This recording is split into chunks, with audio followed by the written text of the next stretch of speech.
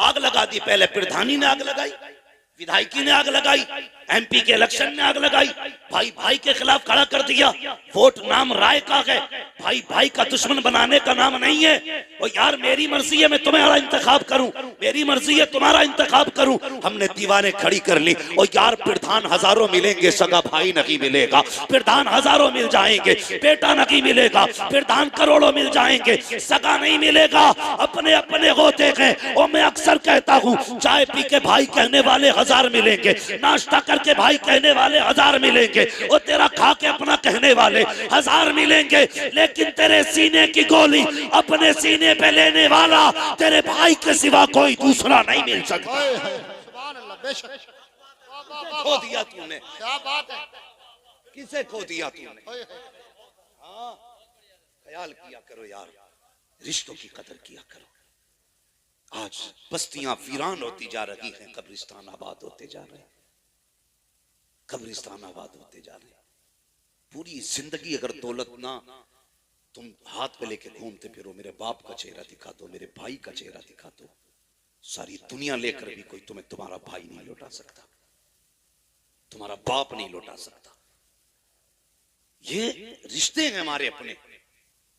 दिलों में जगह पैदा करो, दिल नर्म करो, नर्म। जब दिल नर्म होते हैं तो फिर रब का करम हुआ करता है, रब का करम होता है। एक बाप की जिंदगी देखो, एक बाप की। मैं आज ही सुबह उड़ीसा में एयरपोर्ट के लिए जा रहा था, मैंने मजदूरों की जो लाइन देखी हजरत, मैं पता नहीं मेरे सामने ही ऐसे मनाजिर आते। मैंने माओ को लाइन में खड़े देखा मजदूरों की, जबकि उनकी गोद में बच्चे थे। ऐसी कंडीशन में माँ बाप बच्चों को पाल लेते हैं।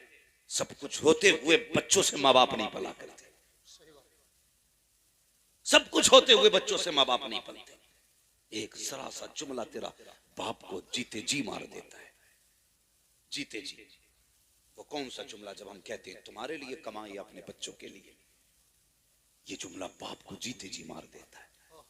जब बाप दवा का पर्चा बेटे के हाथ में निकाल के दे, ओके बेटे पिछले साल ये सिरप ला के दिया था, खांसी रुक गई थी, इस बार भी ला देना, और बेटा उसे समेट के मुंह बिगाड़ के फेंक दे, मेरे पास वक्त नहीं है, तो बाप के जिस्म का पूरा खून एक बार रुक जाया करता है, एक बार रुक जाता है। वो अपने आप से पूछता है इससे रिश्ता क्या है मेरा। रोते हुए अपनी बूढ़ी बीवी के पास जाके कहता काश इसको हमने पैदा होते ही मार दिया होता, तो आज हम घुट घुट के न मरते, घुट घुट के न मरते। पूछती है क्या हुआ मेरे सरताज? काश उसने मेरी दवा का पर्चा फेंक दिया। क्या मैं इसका बाप नहीं हूं? क्या मैं इसका बेटा नहीं हूं? अल्लाह अकबर। जब ये बातें होती हैं तो फिर माँ बाप की जबानों से बद्दुआ निकलती है, और अगर वो बद्दुआ दे दें तो दुनिया का कोई पीर तेरी तकदीर नहीं संभाल सकता है। याद रखना, कोई पीर नहीं संभाल सकता। गलत नहीं कह रहा हूं हजरत मैं। आप देखो जाकर के मजारों पे इतनी भीड़ लगी पड़ी है कि चादर चूमने का नंबर नहीं आ रहा, चादर चूमने का नंबर नहीं आ रहा, और मुजाबिरों की मौज आ रही है, गदगद हो रहे हैं। इतना पैसा गोलकों में है कि गिनने वाले नहीं मिल रहे। और भाई चादर चूमने के लिए लाइन लगाता है, जबकि किसी ने बुलाया नहीं, आवाज नहीं दी। मैं मजार पे जाने को मना नहीं करता, लेकिन सुन तो सकी, तू मजार पे बिना बुलाए गया, लाइन में लग के चादर चूम के आया, बड़ा खुश था, बख्शा गया, चादर चूम ली है। तुझे याद नहीं है रात तेरी माँ को प्यास लगी थी, उसने कमरे से आवाज दी थी बेटे मुझे पानी पिला दे, तुझे आवाज तक नहीं आई। बाप ने कहा था बेटे मुझे टॉयलेट जाना है, तुझे बाप की आवाज नहीं आई। तू बीवी के पल्लू में लिपट के ऐसा सोया कि तुझे बाप की आवाज नहीं आई। बूढ़ी माँ पानी के लिए उठी, लेकिन खुद चल नहीं सकती थी, गिर गई जमीन पर, सुबह तक रोती रही, उठाने वाला कोई न था।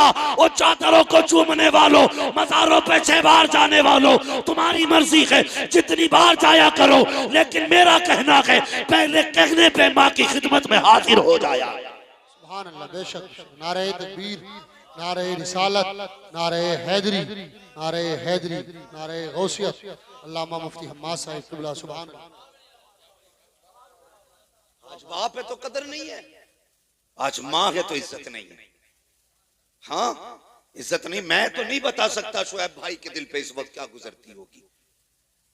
बाप के बगैर ये जिंदगी कैसे महसूस करते होंगे? नहीं जानता भाई, मैं नहीं जानता, इसलिए कि बाप का दर्द सिर्फ यतीम जानता है। और ये ऐसा दाग होता है जो जिंदगी में कभी नहीं जाता। जब जब खुशी आती है तब तब आंसू आएंगे, जब जब कामयाबी होगी तब तब आंसू आएंगे। क्यों? दिल ये कहेगा काश आज वो होता जिसने मुझे ऐसा बनाया था, मेरी कामयाबी देखता तो कितना खुश होता। ये ख्याल उड़ाता है पूरी जिंदगी। आज वो गए तो खुशियों में शामिल नहीं, आज वो गए तो दस्तरखान पे हाजिर नहीं। बाप इंतकाल कर जाए, सैगम भाई कई लोगों ने कहा यार तू बहुत बड़ा मुकर्रिर है, कहते लोग समझते हैं हालांकि मैं कुछ नहीं हूं, ये सब तुम्हारा कर्म है, आका के बात अब तक बनी हुई है, मैं कुछ नहीं हूं। लोग कहते बड़ा मुकर्रिर है तू, कोई ऐसा वजीफा बता, मेरा जी चाहता मैं अपनी माँ का चेहरा देखूं, मैं अपने बाप को देखूं। जब से गए मैंने आज तक ख्वाब में नहीं देखा, मैं उन्हें देखना चाहता हूं, मैं उनकी कब्र पे जाऊं तो मुझे नजर आ जाए।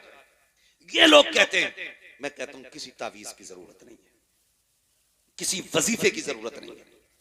अगर तुम्हें अपने बाप और माँ को देखना है, सिर्फ इतना कर, एक दिन थोड़ा ज्यादा करके खाना बना, सारी बहनों को दावत दे, सारे भाइयों को दावत दे, एक दस्तरखान पे बैठो और हंस हंस के खाने खाओ, फिर सबके चेहरे देखना, किसी बहन के चेहरे में माँ का चेहरा दिखाई देगा, भाई के चेहरे में बाप का चेहरा दिखाई देगा। और यार अपनों को बैठा करके कभी हंस लिया करो, किसी वजीफे की जरूरत नहीं है, तेरे एक ही दस्तरखान पे माँ का चेहरा भी दिख जाएगा, बाप का चेहरा भी नजर आ जाएगा।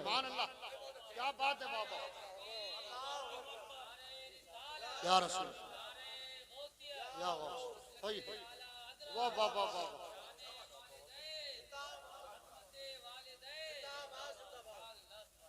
देखा करो इन्हें। और जानते हो, हमने ना खाली माँ की फजीलत सुनी तो फिर बाप को तो बाहर ही डाल दिया। हाँ, गर्मियों में देखना बाप को पंखा तक नसीब नहीं होगा, अम्मा एसी में लेटी होगी, इसलिए कि सिर्फ माँ की फजीलत सुनी हमने। बाप को नहीं जानते? खुद जरा दिल पे हाथ रख के बता, जिसके कदमों के नीचे तेरी जन्नत है, फिर उसकी जन्नत जिसके कदमों के नीचे है, उसकी अपनी शान क्या होगी? खुद सोचा करो इस बारे में, खुद सोचा करो। और बाप क्या होता है? मेरे हुजूर कभी अपने चचा को अपने पीछे नहीं चलने देते थे, हुजूर सैयदुल अंबिया होकर के, हाँ इतनी पावर वाले कि अगर बैतुल मुकद्दस में आ जाएं सारे नबी खड़े हैं, मुसल्ले पे आने की हिम्मत नहीं किसी की। कौन आएगा मुसल्ले पे? जिब्रील मुसल्ले पे आज वो आएगा जो सबसे ज्यादा शान वाला होगा। कौन आया? फिर मेरे नबी मुसल्ले पे आए, मेरे नबी मुसल्ले पे आए। और इतनी पावर वाला यार, उसके लहजे की धमक कसम से कयामत में देखना। फकत इतना सबब है इनेकाते बज़्म में महशर का कि उनकी शान महबूबी दिखाई जाने वाली। उसके लहजे की धमक पुलसिरात पे देखना, मीजान पे देखना, मीजान पे देखना, अमल तुल चुके, फैसला हो चुका, बंदा गुनाहगार है, हुक्म हुआ खचेड़ो जहन्नम की तरफ लेके चलो, पेड़ियां पड़ गई, हथकड़ियां लग गई, फरिश्ते लेके चले, इतने में तेरे मेरे महबूब आएंगे। वो मुड़ के कहेगा या रसूल अल्लाह मेरी मदद फरमाए। हुजूर आके कहेंगे ठहर जाओ, क्या मसला है? फरिश्ते कहेंगे हुजूर अमल भी तोला गया, गुनाह ज्यादा है, नेकियां कम है, फैसला हो चुका, ये जहन्नम जाएगा। जानते हो मेरे हुजूर कहेंगे फरिश्तों छोड़ो इसे। पहली आवाज पे फरिश्ते छोड़ देंगे, फिर आका कहेंगे फिर से अमल तोलो। हिम्मत नहीं है किसी फरिश्ते में, ये धमक है मेरे महबूब के लहजे की। हिम्मत नहीं है कोई ये कह सके तुल गए, कोई ये कह सके नहीं नहीं अब नहीं होना है, अल्लाह की तराजू है। नहीं, महबूब कहेंगे फिर तोलो, फिर अमल तोले जा रहे हैं। अब जब अमल तोले जाएंगे तो अब गुनाह कम हो जाएंगे, नेकियां बढ़ जाएंगी, फरिश्ते कांपने लगेंगे। मालिक तराजू तेरी, फैसला तेरा, इंसाफ तेरा। अभी तोला तक गुनाह ज्यादा थे, अब तोल रहे हैं, अब नेकियां ज्यादा है। रब फरमाएगा फरिश्तों देखते नहीं हो, मीजान पे महबूब आके खड़ा हो गया है। अगर ये खड़े हो करके अमल तुलवाए फिर भी गुनाह ज्यादा हो जाए, ये मेरी रहमत को गवारा नहीं हो सकता। सुभान अल्लाह। नारे तकबीर, नारे रिसालत, नारे हैदरी, अज़मत रसूल पाक मुफ्ती हम्माद साहिब क़िबला। सुभान अल्लाह।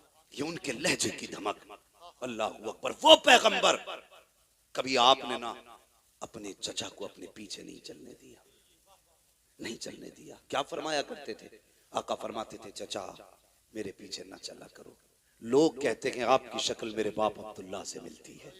जब तुम पीछे चलते हो तो लगता है कि अब्दुल्ला मेरे पीछे है। अल्लाह अकबर। वो खुदा के वास्ते कदर करो बाप की भी, इज्जत करो बाप की भी। ये वो दरख्त है ना जो अपने जीते जी अपने बेटे पे कभी धूप नहीं पड़ने देता, औलाद पे कभी धूप नहीं पड़ने देता। ये वो दरख्त है जो अपनी औलाद पर धूप नहीं पड़ने देता। ये वो दीवार है जो अपने बाप अपनी औलाद तक किसी आंधी के झोंके को नहीं आने देता। बाप अगर घर में बिस्तर पे भी पड़ा है ना तो औलाद के लिए चट्टान होता है, चट्टान होता है औलाद के लिए। इसलिए गुजारिश है, इज्जत किया करो बाप की, कदर किया करो, और इनके सामने कभी ऊंची आवाज में बात ना किया करो, ना किया करो। जब कहते हो ना तुमने हमें दिया ही क्या है, तुमने हमारे लिए किया ही क्या है, ये बड़ा मुश्किल जुमला होता है, बड़ा मुश्किल। मेरे एक मिलने वाले, और मैं नाम नहीं लूंगा, तो वो एक दिन मुझसे कहने लगे मौलाना मैं बच्चों की जमीन के लिए ना, ताकि इनकी जमीन बची रहे, मैंने जेलें काटी हैं।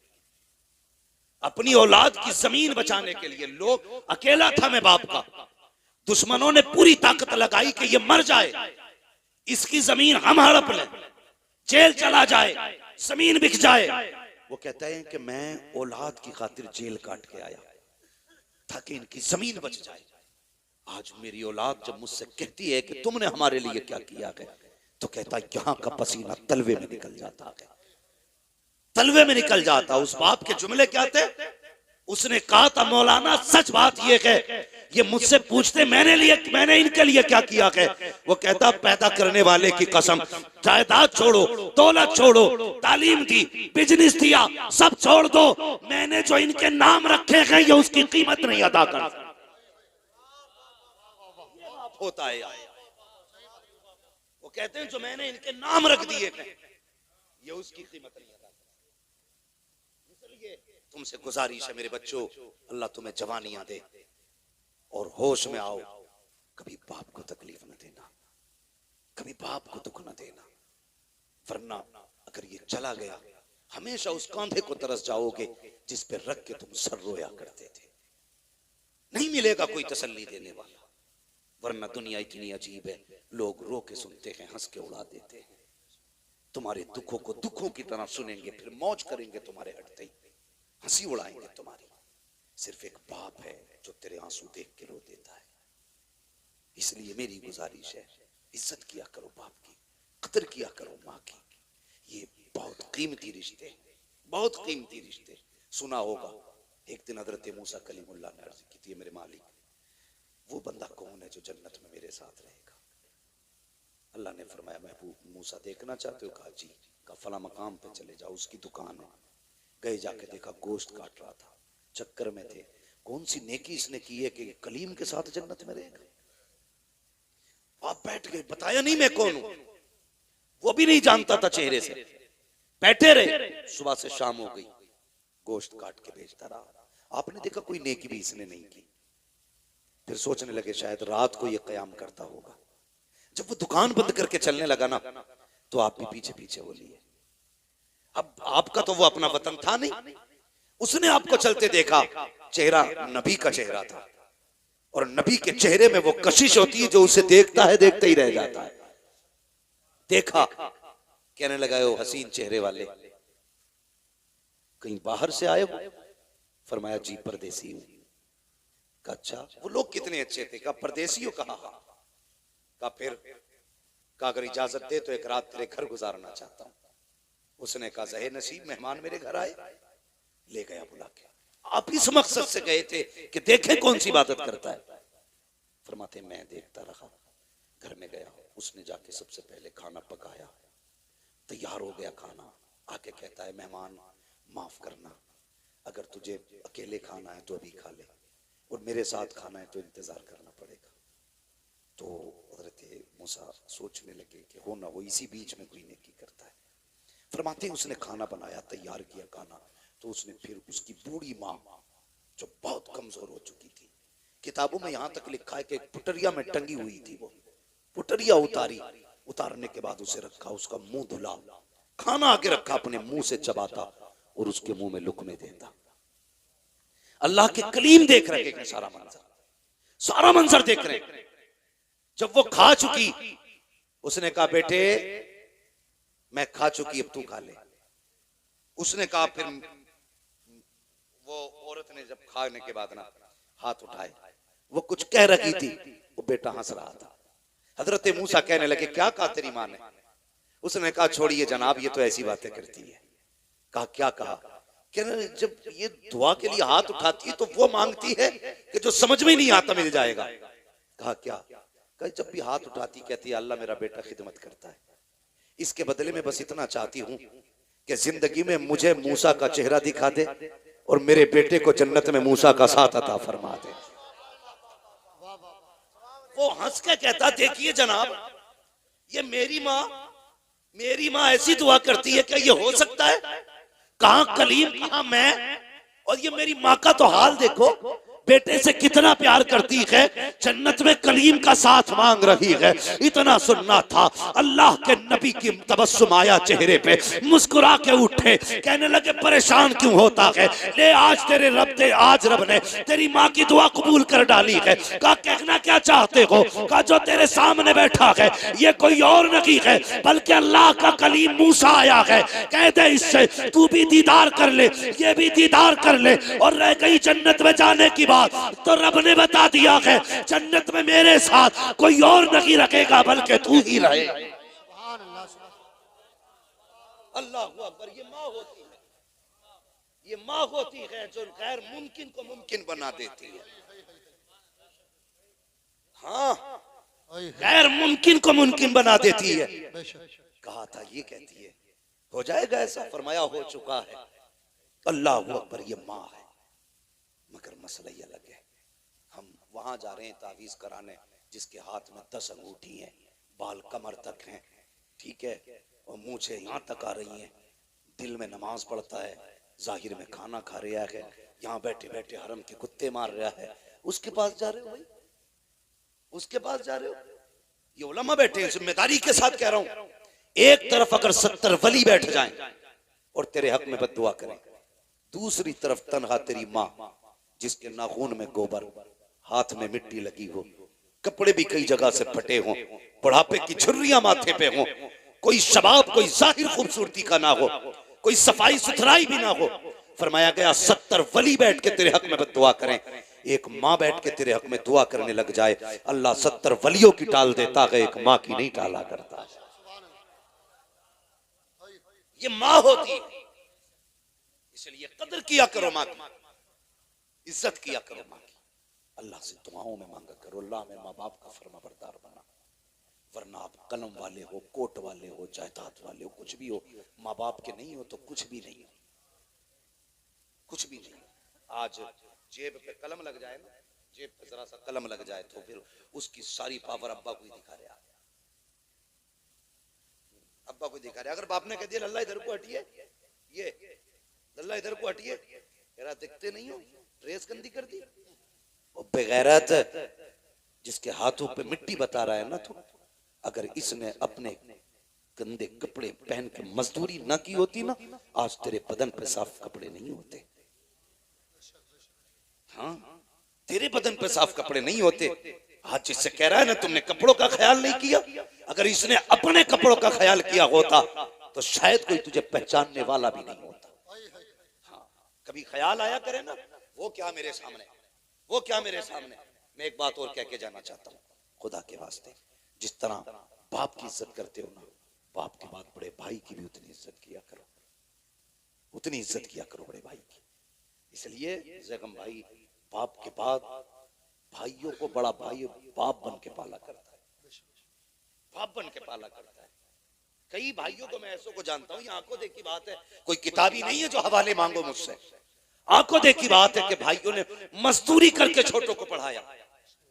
आज जब वो सर्विस पे लगे, वो कल भी मजदूरी कर रहा था, आज भी कर रहा है, न कल उसके बच्चों का ठिकाना था, न आज उसके बच्चों का ठिकाना है, और सारी चमक उसी गरीब को दिखाई जाती है। डर अल्लाह से, डर अल्लाह से। उसके हाथ में ठेला है, उसका कोई कसूर नहीं है। तेरे हाथ में कलम है, तेरा कोई कमाल नहीं है। ये सारे फैसले कुदरत के हैं। वो जिसे चाहता है फर्श पे डाल देता है, जिसे चाहता है अर्शों पे उठा देता है। इसलिए कदर किया करो रिश्तों की, खास करके उनकी तो ज्यादा कदर करना जिन्होंने जिंदगी तुम्हारे लिए लुटा दी, जो जिंदगी तुम्हारे नाम कर देते। एक जमीन के इतने से टुकड़े की खातिर किसी पे हाथ ना उठाना, मैंड की खातिर, कमरे की खातिर, बिस्तर की खातिर कभी ना लड़ना। सब्र रखा रह जाएगा, सब्र रखा रह जाएगा। ये रिवायत हजरत अली की तरफ भी मंसूब है और हजरत मूसा कलीमुल्लाह की तरफ भी मंसूब है कि दो लोग आपस में जमीन के लिए लड़ रहे थे। एक कहता था मेरी है, दूसरा कहता था मेरी है। तो हजरत मूसा कलीमुल्लाह आ गए, वो कहने लगा कि आप फैसला कर दें जमीन किसकी है। आपने फरमाया जमीन तू ही बता किसकी है। जमीन ने सबक सिखाने के लिए जवाब दिया था। उसने कहा इन दोनों से कह दो, ना मैं इसकी हूं ना मैं इसकी हूं, इन्हें बता दो ये दोनों ही मेरे हैं। जमीन किसी की नहीं हुई है, सब जमीन के होने हैं, सब जमीन के होने हैं। इसके लिए ना लड़ा करो। ये तो आई गई, तुमसे पहले नवाबों के पास तो इतनी थी कि वो चल नहीं पाते थे अपनी जमीनों में, घूम नहीं पाते थे अपनी जमीनों में। 600 नौकर रहते थे उनके दरबारों में खाली जमीन देखने के लिए। हैं आज 4 बिगल्ली है, फट गया, रोड पे आ गई तो मर गया। फिर कद नीचे थोड़ी आ रहे हैं, अगर हाईवे पे आ गई है तो। सही है बात। 4 बिगल्ली हाईवे पे आई है, मर गया, 3 करोड़ का रेट मिल गया। तू 3 का ना 30 करोड़ का बेच ले, और कफन में जब लिपट के जाए हम तेरे हाथ देखने आएंगे कितने लेके जा रहा है, कितने छोड़ के जा रहा है। कुछ नहीं लेके जाओगे, सिर्फ अमल लेके जाओगे, दुआएं लेके जाओगे अपनों की। किसी का दिल रखा है तो वो खुशियां आप लेके जाओगे, किसी को दुख से निकाला है तो वो मुबारकबादियां आप लेके जाओगे। वरना मैं ऐसे जनाजे भी मैंने देखे। एक साहब का जनाजा जा रहा था तो एक गैर मुस्लिम आया, बोले जरा रोको रोको, इनका जनाजा नीचे रखो, मुझे मुंह देखना है। लोगों ने रख दिया, यार करीबी है, पड़ोसी है, देखना चाह रहा, दिखा दो। जानते हो उसने कफन हटवा के क्या कहा था? उसने कहा था प्रधान वो जमीन के कागज किधर हैं जो तुमने मेरी जमीन पे कब्जा किया था। बेटों की शर्म से नजरें झुक गई थी। ये आंखों देखी वाली बात कर रहा हूं। वो कह रहा था वो जमीन किधर है जो तुमने मुझसे जबरदस्ती ली है, लेके जा रहे हो या छोड़ के जा रहे हो? तो भाई अगर किसी ने जनाजा रोक के इतना कह दिया तो समझ लेना ना दुनिया में खैरियत है ना आखिरत में खैरियत है, ना आखिरत में खैरियत ना दुनिया में खैरियत। ऐसी जिंदगी जी के जा, तेरे जनाजे के पीछे कोई यतीम रोक के कहे अफसोस रोटी खिलाने वाला चला गया, अफसोस कोई पानी पिलाने वाला चला गया, अफसोस ईद पे कपड़े बनाने वाला चला गया।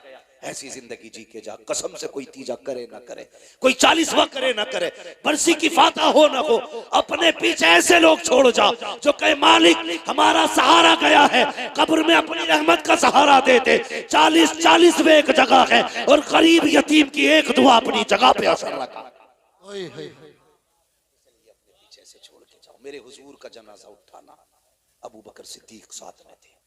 गौर से सुनना, अबू बकर सिद्दीक साथ में थे। घर में से चीख के रोने की आवाज आई। फरमाने लगे कौन रोया? तो देखा एक बच्ची रो रही थी। तो आपने फरमाया क्या बात है? उसने कहा हम इसलिए रो रहे, हमारे घर में कोई नहीं था करने वाला, मैं और मेरी दादी थी। हुजूर हमारी बकरियों का दूध निकालने आया करते थे, आज के बाद हमारी बकरियों का दूध कौन निकालेगा? मैं छोटी हूँ, दादी बूढ़ी, हम तो भूखे रह जाएंगे। अबू बकर सिद्दीक ने बच्ची को सीने से लगा के कहा था बेटी परेशान मत होना, ये हुजूर का करम है कि जाते जाते अबू बकर को तेरे घर का पता दे जा रहे हैं। अबू बकर को तेरे घर का पता दे के जा रहे हैं। फरमाने लगे बेटी आज के बाद अबू बकर आया करेगा, पूरी दौरे खिलाफत में आप उनके घर जाते, बकरियों का दूध दूधते और उनको दे के आया करते थे। यार कम से कम ऐसी जिंदगी गुजार के जाओ, ऐसी जिंदगी गुजार के जाओ। हम तो अगर यतीमों पे हाथ भी रखते ना तो कैमरा पहले लगाते, फोटो पहले लेते थी। मैंने यतीम के सर पे हाथ रखा, मैंने गरीब को सीने से लगाया। ये क्या मसला है? पढ़ो ना आप तारीख। मदीने शरीफ में ना एक ऐसी बूढ़ी भी थी जिसका कोई नहीं था। जब काम तकसीम हुए ना, हजरत उमर फारूक आज़म और सहाबा कैसे लोग थे, कैसे लोग थे, नेकियां ढूंढा करते थे। कहीं काम मिल जाए ऐसा जिससे नेकी में, भाई इसे सही कर लो यार, कहीं काम मिल जाए ऐसा जिससे नेकी। पता चला एक बूढ़ी है जिसका कोई नहीं। हजरत उमर गए, दरवाजा खटखटा दिया, आवाज आई कौन? का मां तेरे दरवाजे पे आया हूं, मैं इजाजत दे तो आज से तेरा काम करूंगा, तेरे घर का काम आज से मैं किया करूंगा। बूढ़ी ने कहा नहीं बेटी, नहीं बेटे, तू घर के मेरे काम मत करना। आपने जिद की सिर्फ इसलिए ताकि नेकी मिल जाए, किसी की मदद की। तो बूढ़ी कहने लगी तू है कौन? कहा अम्मा मुझे उमर कहते हैं, मुझे उमर कहते हैं, माँ इजाजत दे तेरे घर के काम करूं। तो माँ कहने लगी बेटे कोई है जो आता है मेरे घर का काम करके चला जाता है। हजरत उमर कहते हैं क्या नाम है उसका? तो बूढ़ी कहने लगी नाम तो उसने आज तक नहीं बताया, आज तक उसने नाम नहीं बताया, आज तक नाम नहीं बताया उसने। अच्छा, फिक्र हुई कि चलो आता कब है? का रात को आता है या किसी भी वक्त आता है, काम कर जाता है। हजरत उमर कहने लगे देखूंगा कौन है वो। खड़े हो गए, आधी रात गुजरी ना देखा कोई नंगे पैर दबे पैरों से आ रहा था, चेहरे पे कंबल पड़ा है, और जैसी दरवाजे पे आया हजरत उमर ने चुपके से आके कंधे पे हाथ रखा, आने वाले जरा नाम तो बता तू है कौन? अल्लाह अकबर, इतना सुना है। आने वाले ने जैसी कंबल चेहरे से हटाया, हजरत उमर फारूक आजम की चीख निकल गई। क्या देखते हैं वो छुप के आने वाला नबी का अबू बकर सिद्दीक है, वक्त का अमीरुल मोमिनीन है, अपने वक्त का खलीफा है। हैरत में है, कहते हैं अमीरुल मोमिनीन बता तो सकी रात में क्यों आते हो? यार ताकि नेकी किसी पे खुल ना जाए इसलिए सन्नाटे में आता हूँ। कहा ये तो बताइए चप्पल जूता क्यों नहीं पहना? कहा इसलिए नहीं पहनता हूँ कहीं मेरी आहट से किसी की आंख ना खुल जाए, अगर आंख खुल गई तो बात पता चल जाएगी, अगर ये नेकी का पता चल गया तो हो सकता है कयामत में खुदा मुंह पे मार दे। और यार अबू बकर हो करके अगर नंगे पैर जा करके चुप करके नेकी करता है तो बता तुझे किसने हक दे दिया है कैमरे के आगे किसी गरीब की गरीबी का मजाक उड़ाया?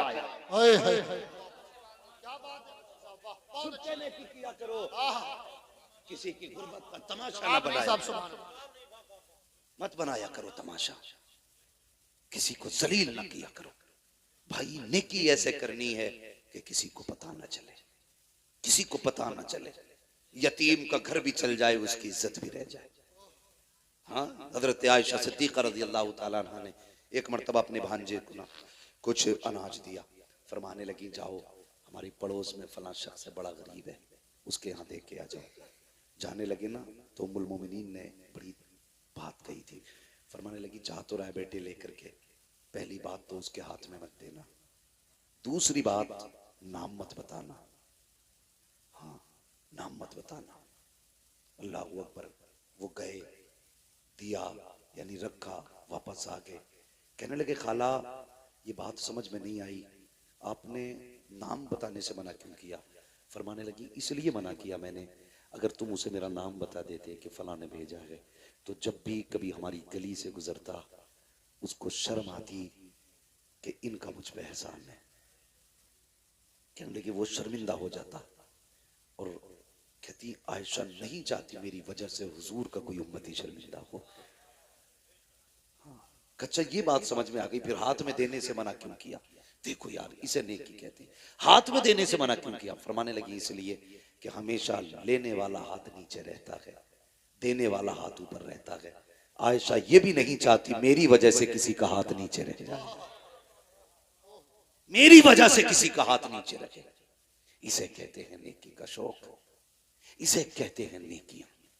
ये भी कोई मसला है यार कि हम दिखा के कहते हैं मैंने फला यतीम को कपड़े बनाए भाई, नहीं भाई इस बार मैंने यार इतने लोगों को फला को बनवाए, उस पर कुछ नहीं था, वो आया मेरे पास जूता टूटा था मैंने कहा चल ले ले यार।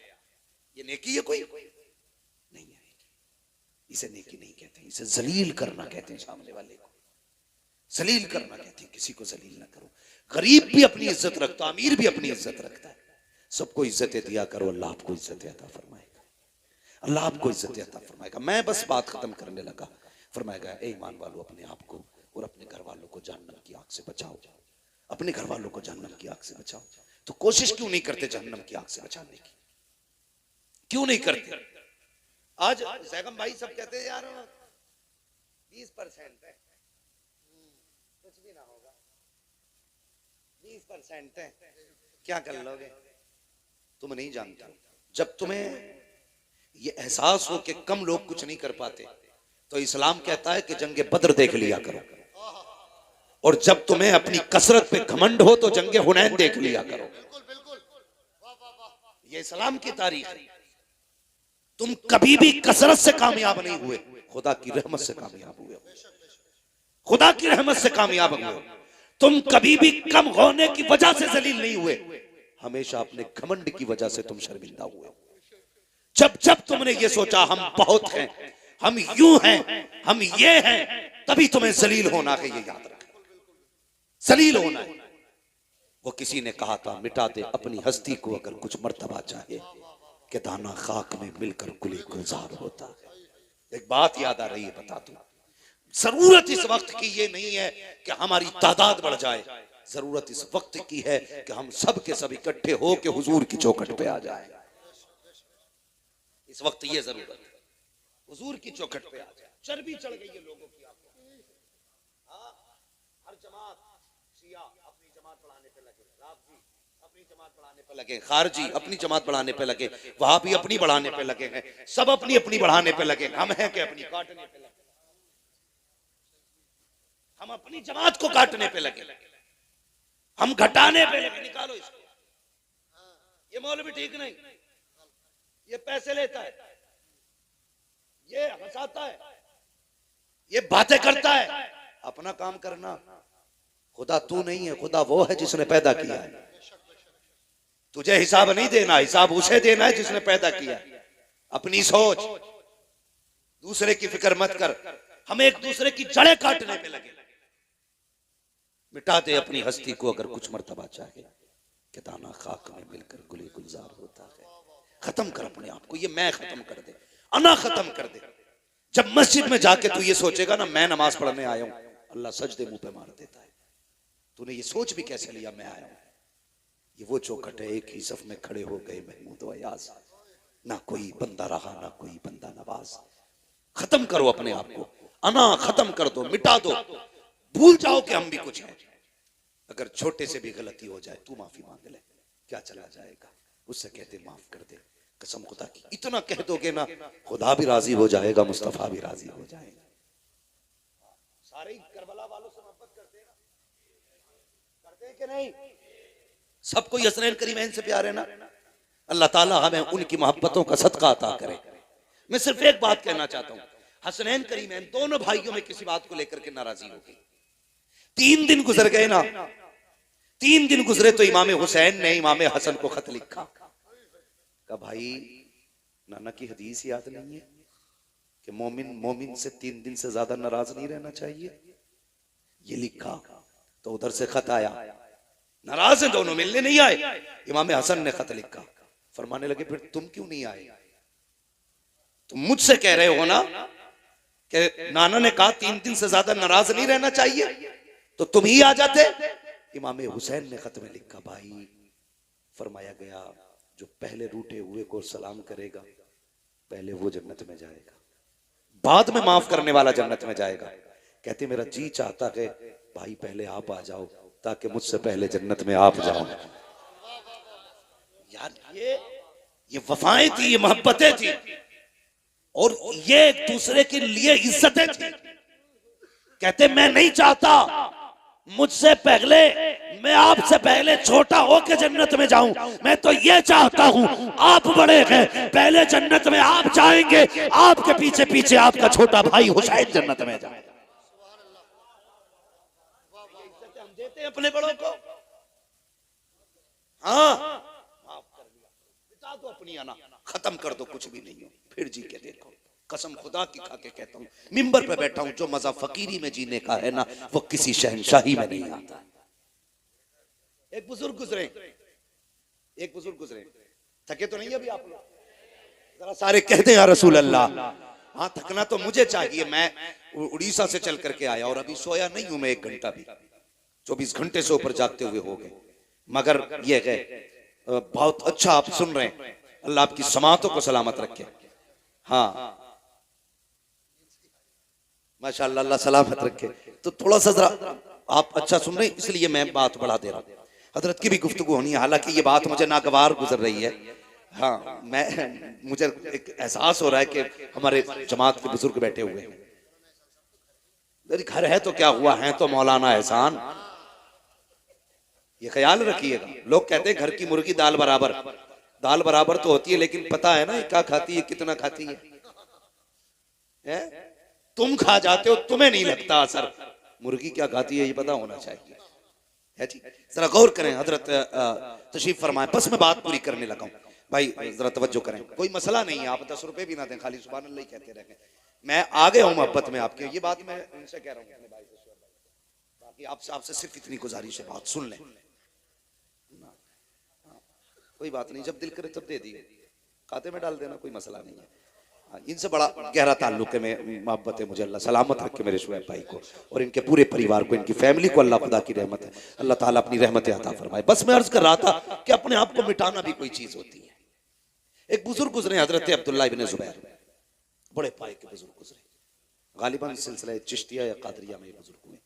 इन्होंने ना सिर्फ इस ख्याल से शादी नहीं की थी कि अगर मैं शादी कर लूंगा तो अज़दवाजी जिंदगी के जो मामूलात होते हैं, जो जरूरियात होती है, वो रब की इबादत में खलल डालेंगे। ये सोच के निकाह नहीं किया। ये मत सोचना मैं तुमसे मना कर रहा हूं, तुम करना, तुम्हारा करना फर्ज है।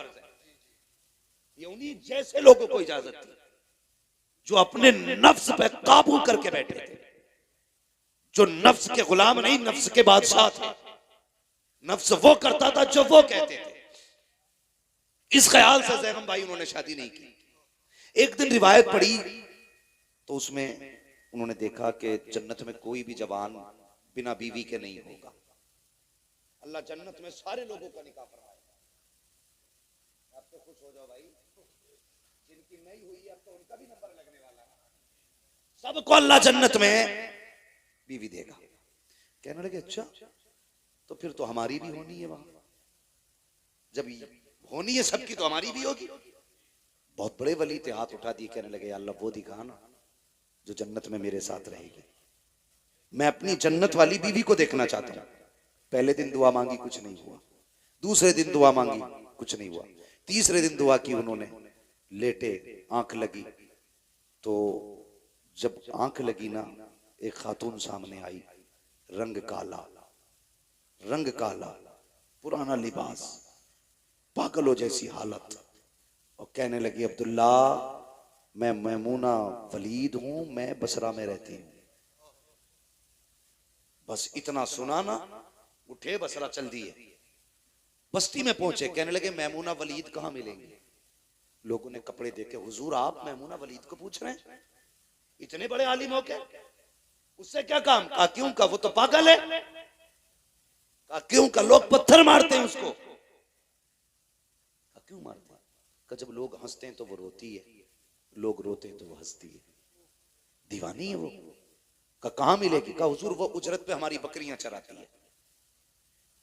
कहने लगे शाम को आ जाएगी, इंतजार कर लीजिए, जब आ जाए तो मुलाकात हो जाएगी। फरमाने लगे वक्त कम है, अभी बताओ कहाँ मिलेगी। कहा इस तरफ चले जाइए। जब आप चले ना उस जंगल में, खुद फरमाते हैं जब मैं चला ना तो मैं जहाँ कदम रखता था वहीं सांप, कीड़े, भयानक जानवर नजर आ रहे थे। कहते मैं हैरत में था, मैमूना कैसी औरत है, ऐसे जहरीले जंगल में रहा करती है जहाँ कदम कदम पे सांप रहते हैं, कदम कदम पे जानवर रहते हैं। कहते मैं हैरत से बचा बचा के मैं आगे बढ़ा, क्या देखता हूँ कि जो मैमूना वलीद की बकरियां हैं वो चल रही हैं, और मैमूना वलीद मुसल्ले पे खड़े होके जंगल में रब की इबादत कर रही है। मैं हैरत में था, मैं सोचने लगा इसकी बकरियों को कुछ होता नहीं है, कहीं जाती नहीं है। कहा जब बकरियों की तरफ देखा, देखता रह गया। क्या देखता हूँ? अगर कोई बकरी रेवड़ से अलग होती है तो शेर जाता है, कान पकड़ता है, लाकर रेवड़ में खड़ा कर देता है कि मैमूना नमाज में है, बकरियों की रखवाली शेर कर रहे हैं। अल्लाह अकबर। कहते मैं तो शेरों को देखता रहा, बकरियों को देखता रहा। कब मैमूना मैमूना ने सलाम फेर दिया, मुझे पता ना चला। मैमूना कहती है अब्दुल्ला मिलने का वादा तो जन्नत में था, तू यहीं चल के आ गया है। हैरत में थे, कहने लगे मैमूना मुलाकात भी पहली है, बात भी पहली है, कभी तूने नहीं देखा, कभी मैंने नहीं देखा, नाम किसने बता दिया? तो मैमूना कहती है अब्दुल्ला जिसने तुझको मेरा नाम बता दिया है उसी ने मुझको तेरा नाम भी बता दिया। सुभान अल्लाह, सुभान अल्लाह, वाह वाह वाह वाह। अब अगली बात सुने जो मैं कहने लगा, अगली बात बहुत गौर से सुने।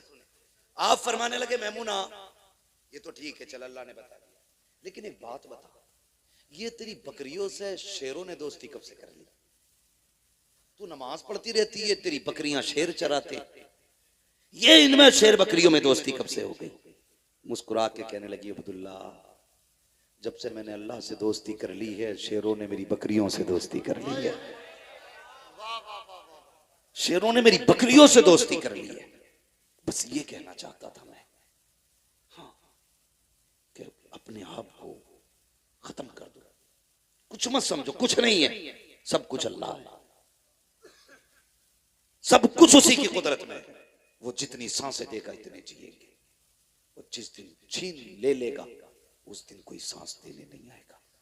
किसी पैसे, किसी दौलत, किसी शोहरत, किसी पावर के जरिए आप सांसें वापस नहीं ला सकते, नहीं ला सकते। मैंने ये बात बताई थी, वो सिकंदर जो बादशाह गुजरा है 22-23 साल की उम्र में आधी दुनिया फतह कर ली उसने, पूरी दुनिया फतह करने का ख्वाब रखता था वो। अपने मुल्क से बाहर गया, किसी सांप ने काट लिया, जहर फैलने लगा उसका। डॉक्टरों ने, तबीबों ने बहुत इलाज किया, ठीक नहीं हुआ। कह दिया अब बचने के चांसेस कम है। जानते हो उसने क्या कहा था? उसने कहा था कोई मेरी सारी मिल्कियत ले ले, सारी दौलत ले ले, सिर्फ इतनी सांसें उधार दे दे कि अपने वतन में जाके मर सकूं, अपने वतन में जाके मर सकूं। कोई इतनी सांसें वापस कर दे मुझे कि मैं अपने वतन में मरना चाहता हूं।